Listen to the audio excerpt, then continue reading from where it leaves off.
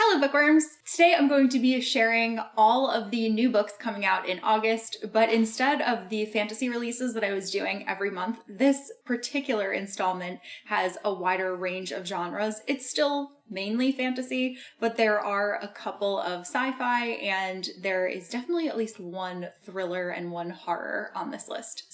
So pretty excited to share it. Before we get into things, I just want to show you how cute my new phone case is because I just got it yesterday and I love it. And I've always had a white phone case and now I keep not realizing that this is my phone because it's black, but it's perfect. Okay, anyway. So on August 1st, we have Mr. Magic by Kiersten White. This is Kiersten White's second adult thriller following Hyde, which came out last year. That one didn't get the most positive reviews, but the premise is so intriguing that I'm still going to give that one a shot, and this one especially sounds really good. Mr. Magic follows former child stars reuniting to uncover the tragedy that ended their show and to discover the secret of its enigmatic host, Mr. Magic. I think that the cover of this one is so striking and it kind of reminds me of Prince Robot from Saga if you have read those comics. Next up, also on August 1st, we have The Narrow by Kate Alice Marshall. This is a YA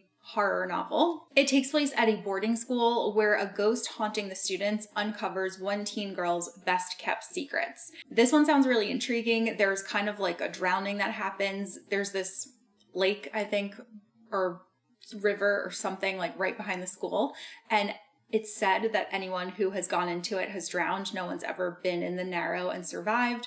But this one girl does see someone who goes in and does survive, and things take off from there. I really enjoyed Kate Alice Marshall's thriller that she published earlier this year. I think it was called What Lies in the Woods. I liked that it had Greek mythology ties, but I've heard that her YA books are way better than the adult book that she published, so I'm particularly excited to check this one out. Then another August 1st release, we have Bring Me Your Midnight by Rachel Griffin. This is a lush romantic fantasy about the choices we make, forbidden love, and the pull between beauty and desire. In the vein of Rachel Griffin's previous releases, this is another witchy fantasy novel, and this time we are following characters from different covens. So we have our main character Tana, who is part of a coven that releases their magic into the ocean every time that there is a full moon, and they kind of do this in order to keep peace with the non-magical people that live around them. But Tana ends up missing the ritual, and as a result, she ends up with an extreme amount of power. And it's then that she turns to Wolf, who is from a different coven and practices dark magic. And Wolf begins to teach her some forbidden magic that makes her feel just completely alive. Then on August 8th, we have Looking Glass Sound by Katrina Ward. This book actually was already published in the UK, but the US published date is not until August 8th. This is actually another horror novel. It seems like August is a really big month for horror releases, and I guess that's because we're headed into spooky season. But it is a twisty psychological horror novel set at a lonely cottage overlooking the windswept coast of Maine. It follows an author writing the last book that they will ever write, and it chronicles experiences that they had as a child. So the book tells of his childhood companions and himself, a killer that stalked their New England town, and the body they found. But as Wilder writes, he starts to lose his grip on reality. Then also on August 8th, we have Whalefall by Daniel Kraus. This also has a little bit of a horror feel to it, but it is a scientifically accurate thriller. This one is about a scuba diver who gets swallowed by an 80-ton, 60-foot sperm whale, and he only has an hour to survive before he will run out of oxygen, and he has to try to escape. Then again on August 8th, we have Dark Corners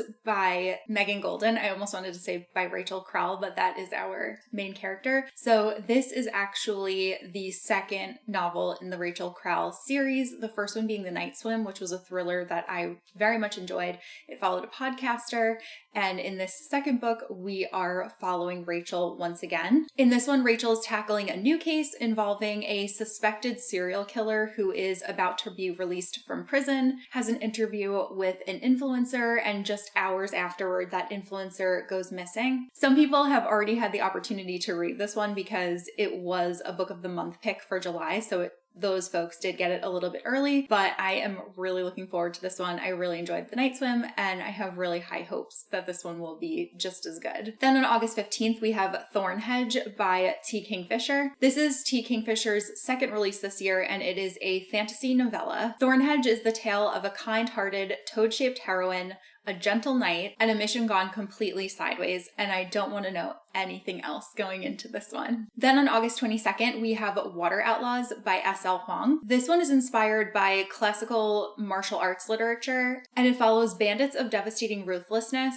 unseemly femininity, dangerous philosophies, and ungovernable gender that are ready to either make history or tear it apart. On August 29th, we have Vampires of El Norte by Isabel Cañas.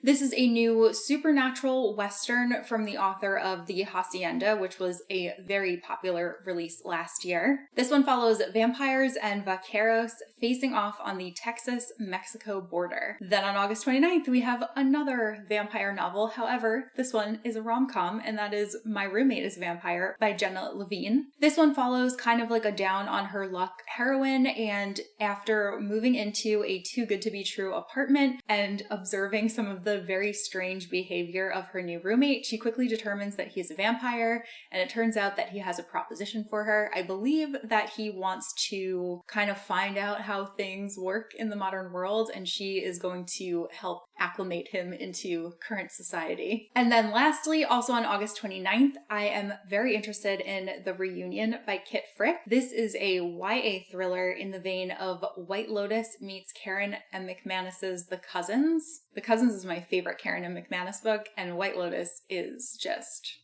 amazing. So I could not resist this one. It follows a doomed family reunion at a posh Caribbean resort where old grudges and dangerous secrets culminate in murder. So future editing Kristen here.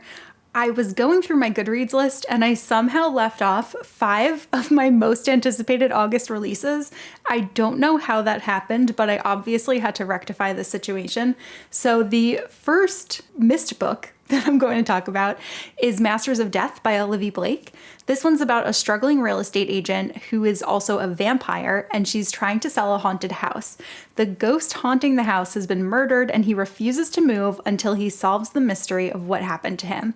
Then we're following a medium who's a fraud, but also happens to be the godson of death. So the real estate agent seeks him out in order to get help with the ghost problem. Then we have A Duet with the Siren Duke by Elise Kova. This is the 4th book in the Married to Magic series, and each of these books in the series is a standalone novel taking place in a different area within the same world. So you do get character cameos. It is satisfying if you read them in order, but you absolutely don't have to. In this installment, we're following a young woman who has escaped a dangerous marriage and sells her soul to the Siren Duke, who comes to collect on his debt 6 months early. Then we have Foxglove by Adeline Grace, which is the 2nd book in the Belladonna trilogy, and it is perfect for spooky season. This series is gothic in nature, and Signa, our main character, has been touched by death and survives. She teamed up with Death himself in book 1, and in the 2nd installment, Death's sibling Fate surfaces, and Signa must solve yet another murder mystery. If the atmosphere of a story is important to you, you will devour this series. Then we have House of Odysseus by Claire North. House of Odysseus is the 2nd book in the Songs of Penelope series following Ithaca. In the vein of other recent Greek myth retellings, House of Odysseus is a feminist reimagining of classic mythology which gives voice to the women who stand defiant in a world ruled by ruthless men.